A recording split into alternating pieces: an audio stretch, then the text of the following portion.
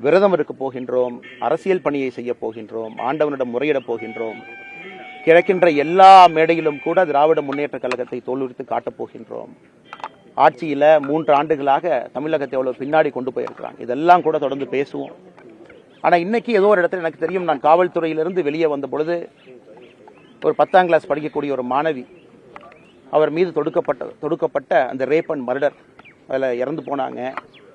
அன்னைக்கு நான் குற்றவாளியை கண்டுபிடித்த பிறகு அந்த சகோதரனுடைய தாயார் என்கிட்ட கேட்டாங்க, அண்ணே நீங்கள் குற்றவாளியை பிடிச்சு கொடுத்துட்டீங்க, திரும்ப என் பொண்ணை கொடுங்க அப்படின்னு.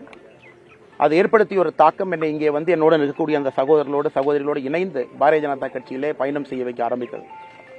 இன்னைக்கு அதே போல ஒரு நடக்குது, அதை நாம் பார்த்து கொண்டிருக்கின்றோம். ஒரு சாதாரண அரசியல்வாதிகளைப் போல ஏதோ பேசிட்டு நாமளும் கடந்து போயிடுறோம். அடுத்த நிகழ்வு வரும்பொழுது மறுபடியும் அதை பற்றி பேசுகிறோம். அது என்னால் பொறுத்து கொள்ள முடியவில்லை. ஒரு தாக்கத்தை அது ஏற்படுத்தி இருந்தது. அதனால் நல்லா யோசிச்சு தான் அந்த முடிவுக்கு வந்திருக்கிறோம். காலணியை நேற்றே கழட்டி வச்சுட்டேன். திமுக ஆட்சியிலிருந்து நகரும் வரை அந்த காலணியை நான் அணியப் போவதில்லை. இது ஒரு வேள்வியாக, தவமாக, தமிழக மக்களுக்காக இதை செய்ய வேண்டும் என்று எங்களுடைய எண்ணம். அதை செய்கின்றோம். எங்களுடைய கட்சி தலைவர்கள், தொண்டர்கள் எல்லோருக்கும் என்னுடைய அன்பான வேண்டுகோள், கடுமையா உழையுங்க, வேலை பாருங்க, ஃபீல்டில் இருங்க, மக்களோடு இருங்க, ஒரு மாற்றத்தை கொடுப்போம். அதே நேரத்தில் ஐயா டாக்டர் மன்மோகன் சிங் அவர்கள் இறந்த காரணத்திற்காக, இறைவனடி சேர்ந்த காரணத்திற்காக இன்று பாரதிய ஜனதா கட்சியின் சார்பாக ஏற்பாடு செய்யப்பட்டிருந்த போராட்டங்கள் எல்லாமே ஒத்திவைக்கப்பட்டிருக்கிறது.